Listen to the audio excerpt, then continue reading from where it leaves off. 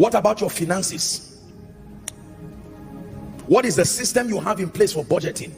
There are some of us today, respectfully speaking, with what you are earning per month, in all fairness and in all sincerity, you may not be earning the whole world, but there are certain needs you should not have if there were a system in your life. That some of you still go to borrow money and beg from certain people who are by far less earners than you, simply because their life is more systematized. There are certain kinds of birthdays you should not be doing, not with the kind of money you are earning. No, you are not yet there. There are certain kinds of, respectfully speaking, society living that should not be, not with the kind of money you are earning. As God lifts you, you can adjust your lifestyle to suit the growth, but the pressure of society. There are people who can go to a restaurant and millionaires are spending 100, 200,000 because their businesses will return back that money that night.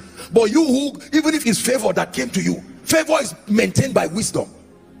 You also join and spend 200,000 naira that night, and you go back, they are sleeping and you cannot sleep. Hallelujah. Look up. How about ministries? There are ministries that may not have the budget to be doing certain things they are doing. Respectfully speaking, this is with love to the body of Christ. For many years in this ministry, we limited the things that we did because of the future, and we knew that there will be times for capital projects and serious finances will be needed, but there will be need for management to cut away excesses. And thank God for that wisdom. Today at the level he has brought, there is nothing we want to do that we cannot do. It didn't just happen by favor alone. Through wisdom, a house is built. Is someone learning now? There are people today, when you see them, you will think they have estates, but in truth they do not have a single house of their own. Why? They have been earning a lot of money. I'm a giver, but let me teach you the truth. Even giving must be guarded with discretion and wisdom. Just because God mandates that we give does not mean we should be careless. Some of you are emotional givers. It's not just revelation. Somebody, God can provide you 1 million naira, and maybe in your state or your area, it can buy, even if it's a plot of land, and you can just sit in church hearing me preach now and say, this man, Kai, and you carry the 1 million. Now if God led you, no problem, but that you just stand up emotionally. Do you know there are people who have given to this ministry and called the finance department? Sincerely, I'm not mocking them, later on, that they made mistakes, and please, is there a way? I mean it, I'm not joking.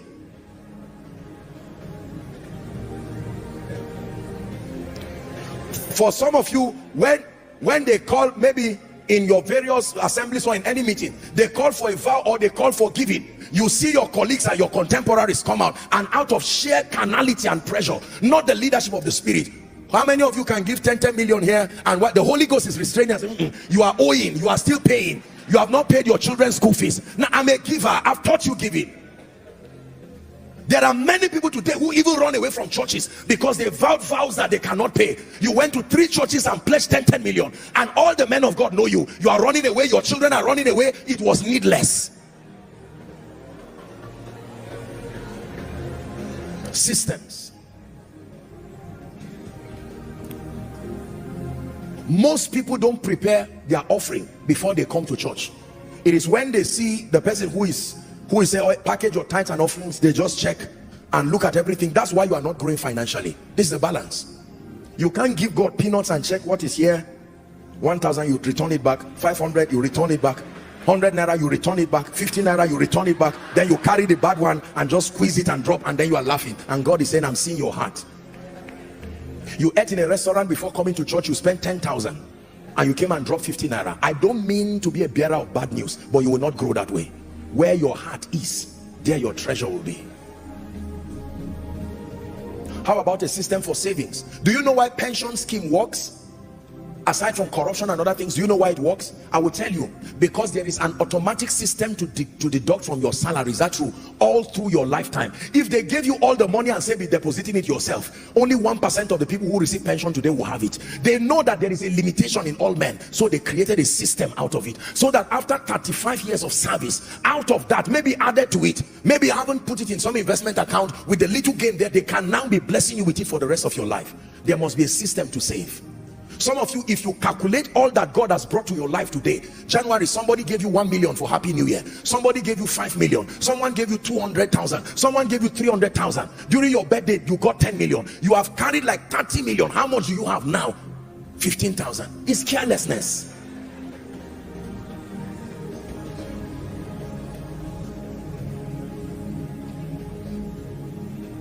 Do you have a system in your life for replenishing? Listen to my financial series. Do you have a system in your life? Do you know there are many people who enjoy birthday parties? There are many people who enjoy anniversaries, and when it's time for their children's school fees, they literally stand stranded. And do you know why nobody helps them? Because the impression they have given is that I am comfortable. You can't call us for a meeting and spend 30 million and be asking for 500,000 for your child. It does not add up. When people know you are genuinely in need and you demonstrate it by diligence to what God has already given you, people will be very quick to support you. I tell you this. There are times people come to me, respectfully speaking, to ask for help, and I look at them, I look at what they are wearing. I calculate, at least with my mind, look at what this guy is wearing, look at the kind of car he came out from, and then he stands arrogantly and he says, I don't know, somebody said I should come and meet you, I don't know. And I said, no, this man is not worthy of help. If you help them, maybe just pay to the school and help the children, but not because of the person. Wastage. There are people driving cars today that are by far bigger than their levels. You have a car, respectfully speaking, of 50 million, 40 million, and you don't have a house. It's not a wise calculation. Everybody say systems. You may not like me this night, but I love you. Who's on pray? You came to church. You should live wiser. Some of you, there's some money that should have come to you. God delayed it until you hear this message. Because if that money had arrived last week, with all the prophecies I've been giving you, God has allowed you now because he wants you to, now that it comes with this wisdom. Those friends that used to call you, has it come? You tell them, listen to Koinonia message part 3, striving for mastery. Manage your passion for celebration and some of these excessive things. Let God build you and you can have to do anything and even give.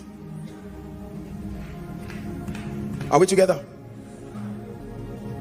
How about relationships? What system have you put in place for having and maintaining the various relationships needed in your life? Most of us don't have a system. What is the standard in your life for having friends? Anybody who just smiles at you and says, I like your shoe, or you just meet in a program, suddenly becomes your friend. You call them your covenant friend, bosom friend, until they tear you into pieces after 2 weeks. You leave them and look for another one. No, there has to be a standard. What is your standard for having friends? I've taught you this about relationships. There are general relationships, there are seasonal relationships, but there are covenant or destiny relationships. There are many of us, you can meet someone for the first time and in 2 hours you've told the person everything about your life, plus the problem you have with your spouse, the problem that you have with your man of God, the problem you have with your children, and at the end of it the man laughs. The day you have a problem with that man, he has everything in the palm of his hands. Be wise as serpents, Jesus said, and to be gentle as doves. Is someone getting wiser?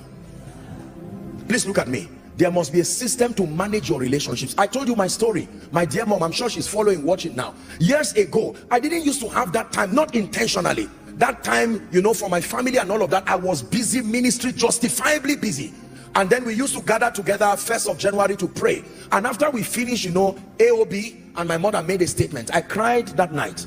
My mother said, well, her statement is directed to me. She said, please, sometimes my family members also have issues. They want to see me, they want me to pray for them, and she would not mind that, even if it is to tell them what time to be calling me. I said, my mother, this is the person that everybody who says hail King of Kings, they are the same people who say crucify you. These are some of the people who will stay with you when everybody runs away. And I went back and I said, God, and I made up my mind that I was going to come up with a system of reaching out and at least doing my best to maintain my relationship with my family member. Some of you need to do this. Don't generalize your relationships. Who are the 5 most important people in your life today? By reason of, number 1, the spiritual contribution they bring to your life. By reason of, number 2, their dependability as friends in your life. By reason of, number 3, the level and magnitude of their financial committal to your life. Don't generalize everybody. No, it's a mistake. That's why I took out time to celebrate my precious workers, and I did that sincerely. I have taught you this year, not everybody thinks you are a big deal. Beloved people of God, when you find people who love you sincerely and believe you are a big deal, don't ignore them. Some of you, by reason of this teaching, you need to come up with a system. Maybe once every week, every 2 weeks, every month. If I cannot see my loved ones, at least I will send them a text. I will call them. Can I tell you, especially for your parents, whether you like it or not, someday they will not be here again. Don't waste the opportunity being a celebrity around the world to people who only love your gift and not you, and forget the people that really matter in your life. It's time to reorder your life and create systems. Let me tell you this sincerely. No matter where I travel to in a year, no matter what it is, if I have to for any reason, I will not miss koinonia. Maybe more than 2-3 times, and it has to be a justifiable reason. Maybe if I travel out and I'm not able to come, or maybe I'm doing a conference somewhere, that may be the only reason. But if it is Sunday, you will find me here as much as possible. The school of ministry, I make sure that I am there to teach them by myself. Is it not me God called? Why did I say yes? If I say yes, I must obtain the grace and stay and be serious. There are some of you here who are men of God. You are losing your core membership in the name of the world celebrating you. They will leave you in a heartbeat the day they find an alternative. The ones who love you enough to come and sit and be part of the vision are deserving of your best. This is true. I learned this from God's servant Bishop Oedeko, and many of our fathers of faith in this nation. A few of them have had the privilege of talking with them. Except it is necessary, they will be home. Not out of insecurity. It is their primary assignment. Can I tell you, as much as you see me all around this nation and around the world, believe me, my dear people, you are my primary assignment. And as far as God grants grace, I will not fail in that. I will make sure that week after week, to honor your sacrifice of taking the risk to be part of this vision. Systems. When people know you are that serious about them, they will be serious about you too. They can now invite people to come knowing that you will not waste their time. I have said this, human beings are not stupid. If they find out that you are not contributing constructive value to their life, they may not run away from you, but they will look for an alternative that serves them well. Please go back and rewrite your relationships again. Who are the people who have shown you the greatest honor in your life? Write it down. The first 5. Invest in that relationship. Who are the first 5 people who you know are shoulders you can lean on? No matter what happens in your tears and in your smiling, they will be there. They are not there for when you are happy.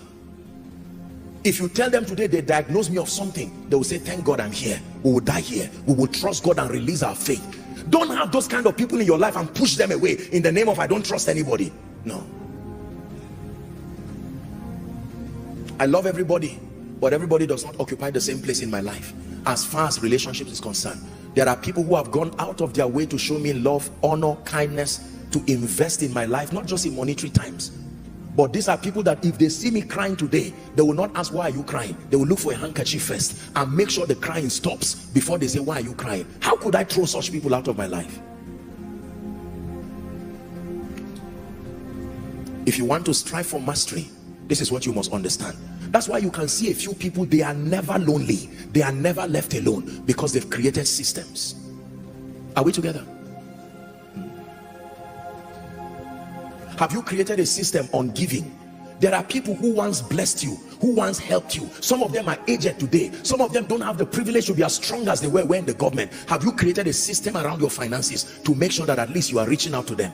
You see, politicians here have a lesson that they teach us. Most of them, this is what they do. They remember people who have been there for them, and respectfully speaking, even if they are pretending it, they do it there so that the rainy days, the person can remember them. You must edge your impact in the minds of people so that when the rainy days come, they will remember you.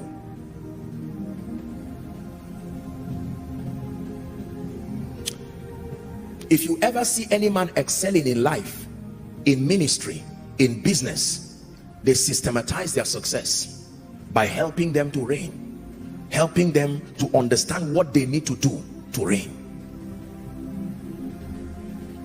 I have put a system in my life to make sure my prayer life never goes down. A system of refueling, a system of maintenance, a system of retreat. If I go on a retreat today, koinonia should not suffer because I'm going on a retreat. A system has been put in place. Father, have you put a system in your house that if you are caught up in traffic or you are not able to come back home, the school fees of your children will still be paid, your wife will still be taken care of? Man of God, have you put a system in your church that even when you are not around, the fire on the altar never goes down, that your values become uncompromising? Have you put a system in place? Striving for mastery, part 1, the foundation. Part 2, the laws of dominion. Part 3, the power of systems and structures.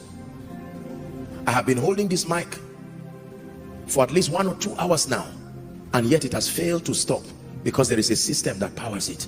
And for as long as the conditions for that system is in place, I can hold this from morning even up till night. My goal is for you to become like Jesus in every way. First in your character and your stature, and then through knowledge and high level illumination, that you truly become people of influence and power, that God can do much with you. Witnesses in you.